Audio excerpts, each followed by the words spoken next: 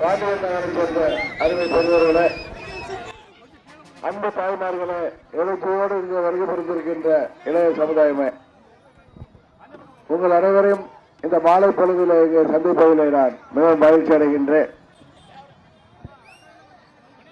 ஒவ்வொரு தனி மனிதனின் மானம் காக்கும் ஆடை உற்பத்தி செய்யும் நெசவாளர்கள் நிலை இன்றைக்கு கண்ணீர் வளர்ப்பதாகவே உள்ளது.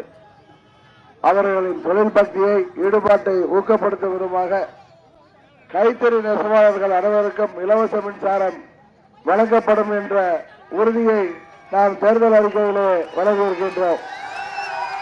அதுபோல நெசவு தொழிலில் ஈடுபட விரும்பும் இளைஞர்களுக்கும் இளைஞர் குழுவினருக்கும் வட்டியில்லா கடன் வழங்கப்படும் என்றும், நெசவாளர்களுக்கு கிடைக்க வேண்டிய மானிய தொகை நீண்ட காலமாக நிலுவையில் உள்ளதை விரைந்து பெற்றுத்தர நடவடிக்கை எடுக்கப்படும் என்றும், நெசவாளர்களுக்கு தேவையான நூல் கிடைப்பதில் பல்வேறு சிரமங்கள் உள்ளதை கணக்கில் கொண்டு அரசு நூல் கொள்முதல் நிலையங்கள் அமைத்து குறைந்த விலையில் தரமான நூல் கிடைப்பது உறுதி செய்யப்படும்.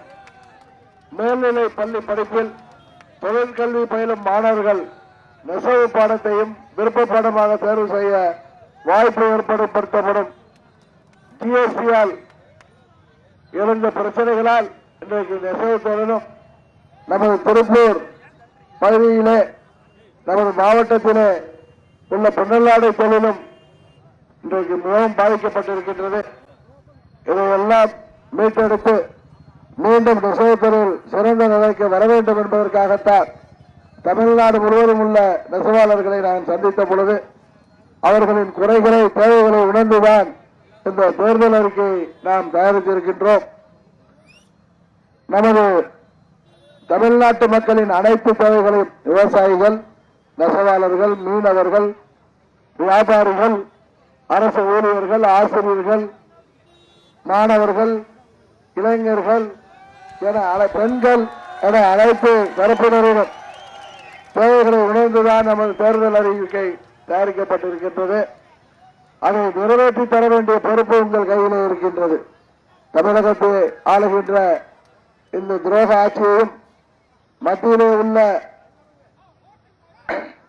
அந்த மக்கள் விரோத மதவாத ஆட்சியையும் முடிவுக்கு கொண்டு வர நல்லதொரு வாய்ப்பாக வருகின்ற ஏப்ரல் 18 தேர்தல் வருகிறது.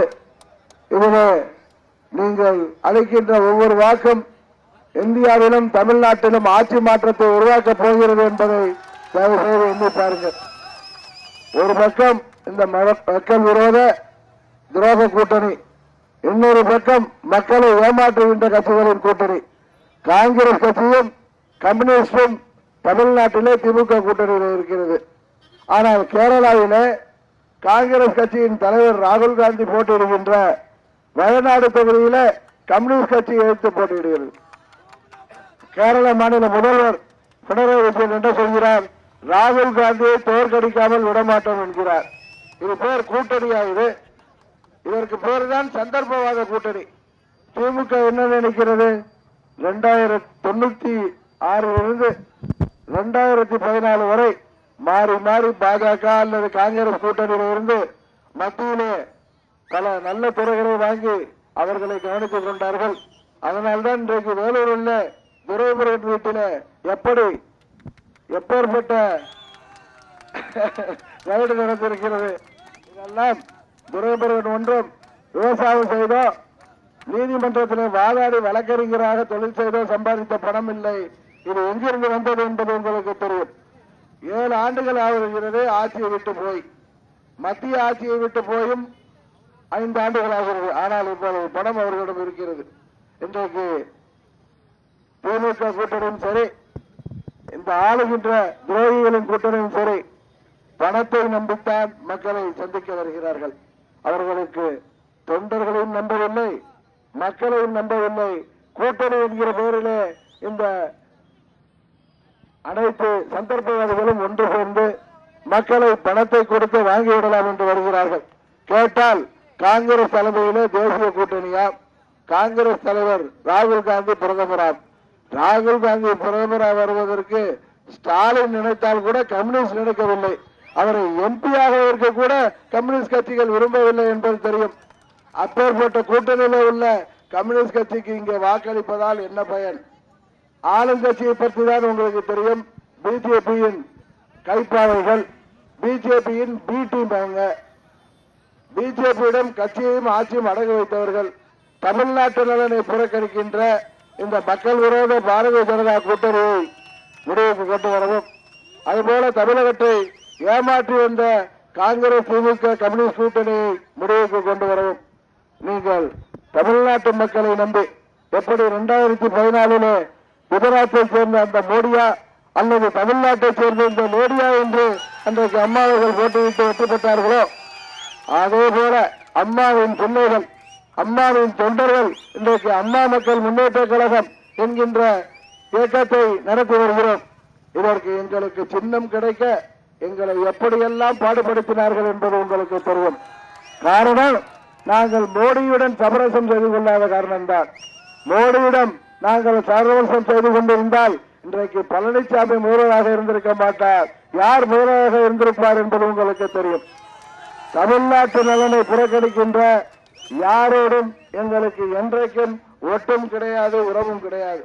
இன்றைக்கு தமிழ்நாட்டில் வருகின்ற இந்துக்களாக இருந்தாலும் சரி, இஸ்லாமியர்களாக இருந்தாலும் சரி, கிறிஸ்தவர்களாக இருந்தாலும் சரி, வேற்று மதத்தை சேர்ந்தவர்களாக இருந்தாலும் சரி, அனைவரும் அம்மா மக்கள் முன்னேற்ற கழகத்திற்கு சமமானவர்கள். நாங்கள் வாக்கு வங்கிக்காக உங்களிடம் சொல்லவில்லை. என்றைக்கு தேர்தல் வந்தாலும் நீங்கள் அதை உணரப் போகிறீர்கள். இன்றைக்கு காங்கிரஸ் கட்சி சிறுபான்மையை ஏமாற்றுகின்ற விதமாக ராகுல் காந்தி தான் பிரதமராக வருவார், அதனால் அவருக்கு வாக்களிங்கள் என்கிறார்கள்.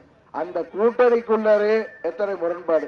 முந்தா நாள் வரை திரு ஸ்டாலின் அவர்கள் ராகுல் காந்தியை ஒரு சிறுபிள்ளைத்தனமாக இருக்கிறார், மெச்சூரிட்டி இல்லை என்று சொன்னார். இன்றைக்கு அவரை பிரைம் மினிஸ்டர் என்கிறார். இதுதான் அவர்களின் சந்தர்ப்பவாதம். எப்படியாவது எம்பி தேர்தலில் வெற்றி பெற்று மீண்டும் மத்தியில் ஆட்சி பொறுப்பில் இருக்க வேண்டும். 5 ஆண்டுகளாக மத்தியிலும் பதவியிலும் இல்லை. தமிழ்நாட்டு மக்களும் 7 ஆண்டுகளாக அவர்களை இங்கு ஆட்சி பொறுப்பை கொடுக்கவில்லை. எப்படியாவது பதவிக்கு ஒட்டிக் கொள்ள வேண்டும் என்பதற்காக துடித்துக் கொண்டிருக்கிறார்கள். தமிழ்நாட்டு மக்களின் நலனை பாதுகாக்க வேண்டும் என்றால் அம்மாவின் தொண்டர்களால் இயக்கப்படுகின்ற அம்மா மக்கள் முன்னேற்ற கழகத்திற்கு நீங்கள் பரிசு பெட்டகம் சின்னத்திலே வாக்களிக்க வேண்டும்.